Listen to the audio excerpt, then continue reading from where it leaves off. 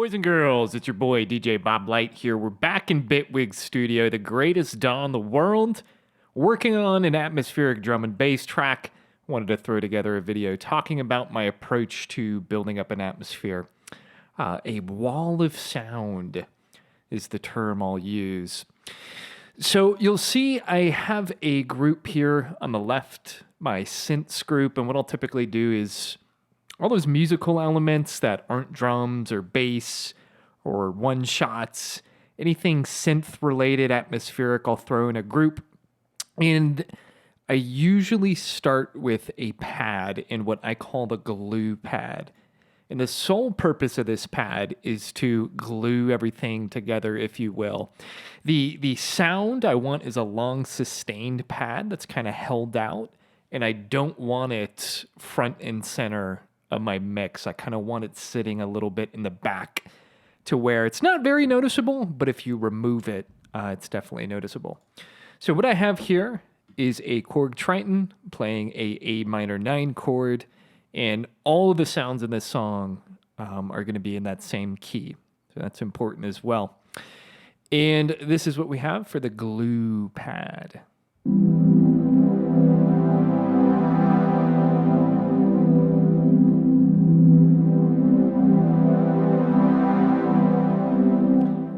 So very subtle. There's a little bit of modulation on the filter cutoff that you can see in the automation lane. So that's adding some movement to the glue pad, opening up that filter to let some more sound come through on the frequency range there. But, you know, mixed in a little bit of reverb here, using the fantastic Master Verb 6 here, very old school.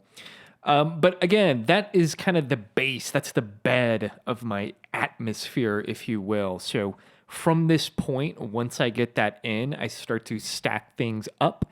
And I kind of envision it as layers, like a skyscraper, where I have sounds on the bottom level that are lower on the frequency range. And then I have sounds in the middle and then up top. And I try to fill everything in. So after the glue pad, I want to get those higher frequency sounds, typically some type of like swirly, swooshy type sound. I think is fantastic for this type of music. So for that, I have another Korg Triton.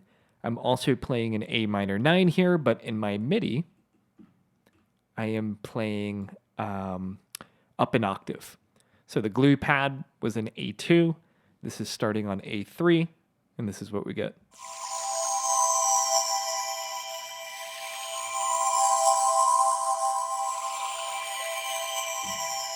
Very nice, very swirly. You can hear there's like some waterfalls in there. That Korg Triton is sweet. Has a lot of good stuff in there, but we have a delay on here. Effects are really important to create that atmosphere. Delays, reverbs, use them, drench that shit in it.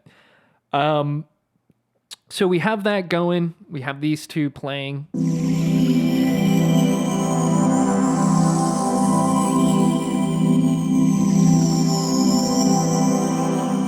And you can hear that swirly top is panning around too. And I'm a really big fan of panning sounds around. So using plugins like PanMan or native capabilities in the VSTs to pan that sound around. But you got to be careful with that panning. You can run into some issues with it. So just be cognizant of that. So from there, usually what I'll try to do depends on how everything's sounding, but some type of melody is great to layer on top. So I'm using an electric piano here, using the fantastic Bitwig Strum note effect on there. Big delay on there, and with that strum, you'll notice it's not strumming the entire chord there. So we have 5 notes in the chord. I think that was only 3 notes it strummed. I could have dragged my MIDI note out longer and had it all strum. But as I was playing around, I thought, oh, yeah, that sounds kind of cool. So screw it, we'll go with that. So thinking, you know, using the strum, it's almost like an arpeggiator. It really is. And it kind of got that cool little melody out of it. So I just stacked that on top. And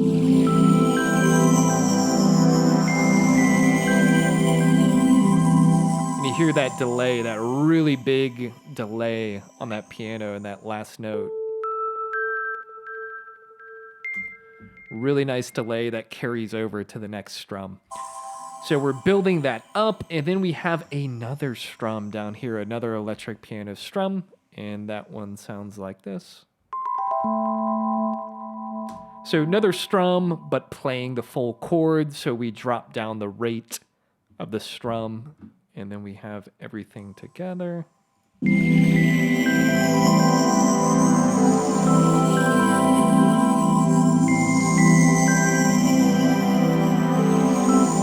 And that's kind of my wall of sound there, right? And we evolve that over the song. We bring in other elements on top, but that's kind of the base that I work with. So I lock that in and then kind of build the track around that. And that's how you do it.